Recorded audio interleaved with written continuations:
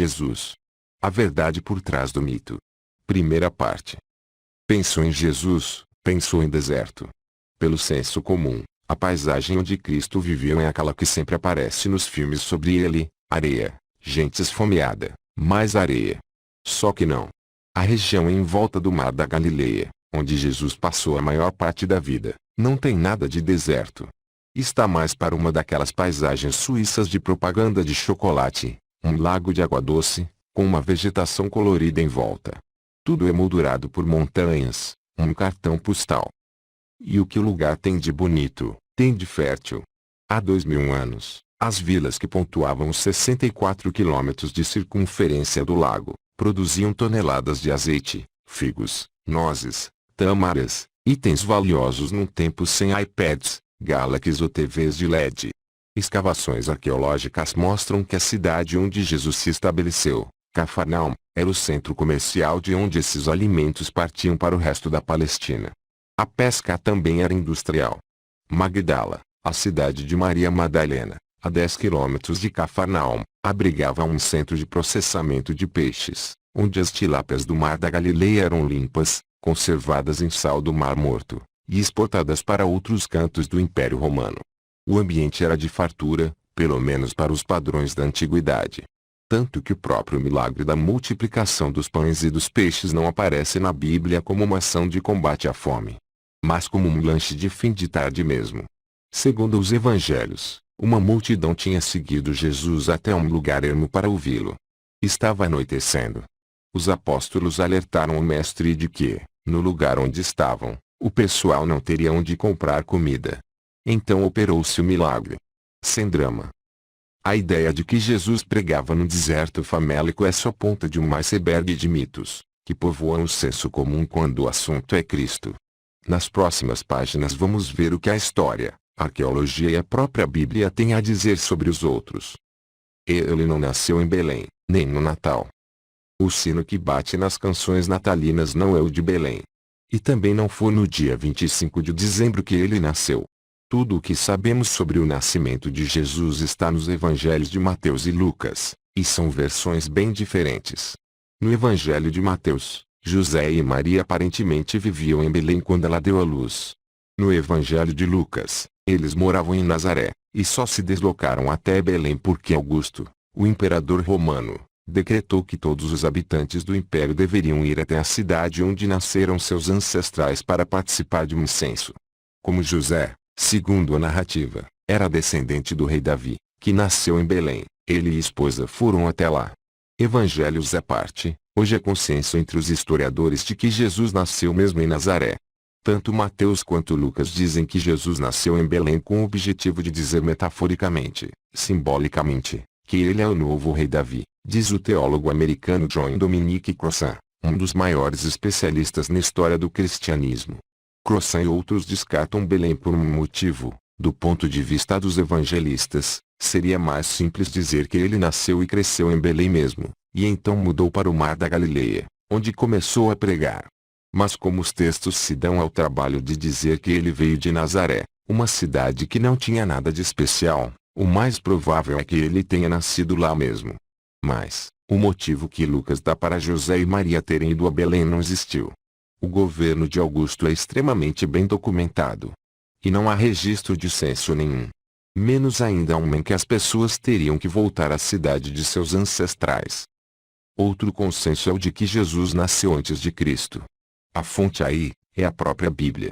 Mateus e Lucas dizem que ele veio ao mundo durante o reinado de Herodes, o Grande. Não confunda com Herodes Antipas, seu filho, o soberano da Galileia durante a fase adulta de Jesus.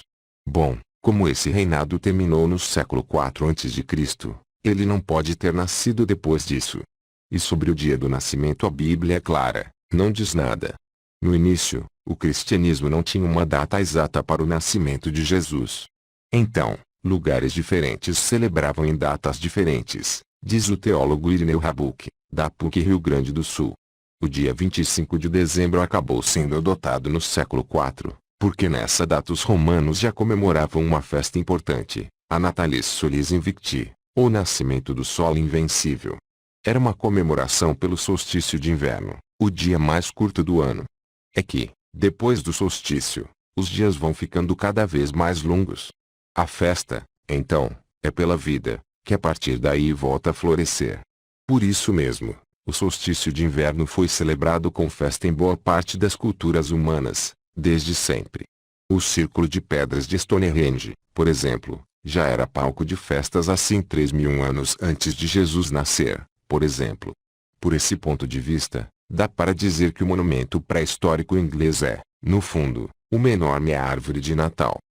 Os 3 reis magos não eram reis. Nem eram 3. Está no Evangelho de Mateus, e só nele, magos do Oriente ficam sabendo do nascimento de Jesus e seguem uma estrela que os leva até Jerusalém. Lá eles vão até o Palácio Real e perguntam a Herodes onde é que vai nascer o rei dos judeus.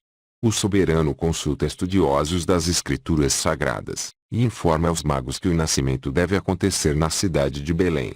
Então pede que eles voltem para confirmar o paradeiro de Jesus. Os homens mais uma vez seguem a estrela, agora até Belém, 10 quilômetros de lá. Então oferecem ouro, incenso e mirra ao recém-nascido. Depois, são alertados em um sonho que não devem contar a Herodes onde Jesus está, e voltam para casa por um caminho alternativo.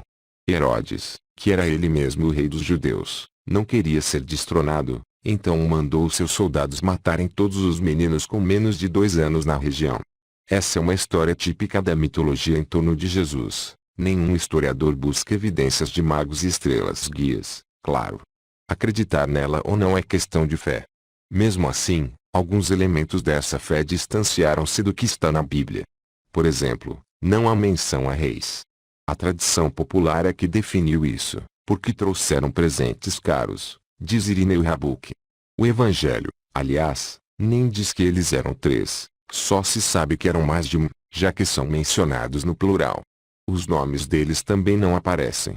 As alcunhas Gaspar, Melquior e Baltazar são de textos do século mais provável, enfim, é que esses personagens de Mateus sejam inspirados em sacerdotes do zoroastrismo, uma religião persa ligada à astrologia, daí a estrela de Belém e o vindos do Oriente, onde ficava a Pérsia, que hoje se chama Irã. Bom, se eles foram imaginados como persas mesmo, essa história tem algo de inusitado do ponto de vista geopolítico, como lembra o americano Croissant. Acho irônico que, no meu país, nós tenhamos 3 iranianos nos nossos presépios. Ele era moreno, baixinho e de cabelo curto. A Bíblia não fala sobre a aparência de Jesus. Isso deu liberdade para que artistas construíssem a imagem de Cristo de acordo com suas próprias interpretações. Os do Renascimento, por exemplo, desenhavam Jesus à imagem e semelhança dos nobres do norte da Itália. E essa foi a imagem que ficou. Ok, mas vamos à ciência. Esqueletos de judeus do século I indicam que a altura média deles era de mais ou menos 1,55 metros. E que a maioria não pesava muito mais do que 50 quilos. Então o físico de Jesus estaria dentro dessa faixa. E mesmo se fosse bem alto para a época, com 1,65 metros, por exemplo, ainda seria pequeno para os padrões de hoje. Determinar o rosto é mais difícil. Mas uma equipe de pesquisadores britânicos liderada por Richard Neave, um especialista em ciência forense, conseguiu uma aproximação boa. Usando como base 3 crânios do século I, eles lançaram mão de softwares de modelagem 3D para determinar qual seria o formato do nariz, dos olhos, da boca. Enfim, do rosto de um adulto típico da época. O resultado foi uma face parecida com a do retrato que abre esta reportagem.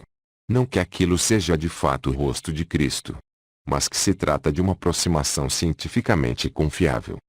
Quanto à cor da pele, a hipótese mais provável é que fosse morena, como era, e continua sendo, a da maior parte das pessoas no Oriente Médio.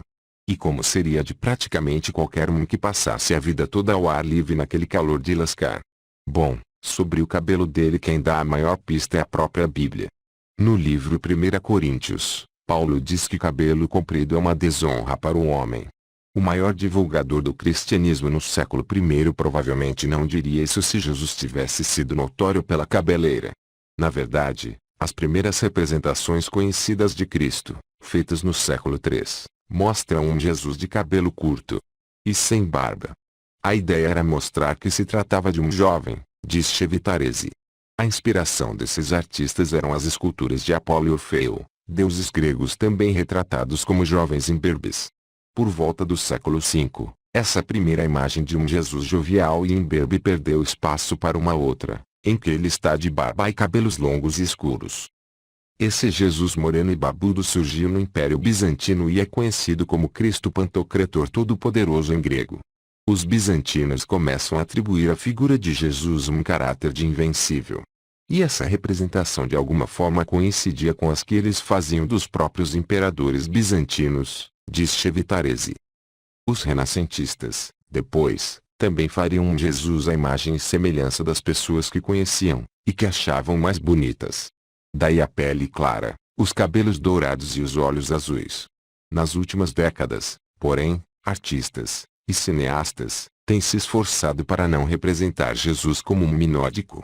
Em A Paixão de Cristo 2004, de Mel Gibson, o protagonista Agit Caviezel chegou a ter os seus olhos azuis transformados em castanhos. Mas ainda falta um filme realista para valer neste quesito. Continua.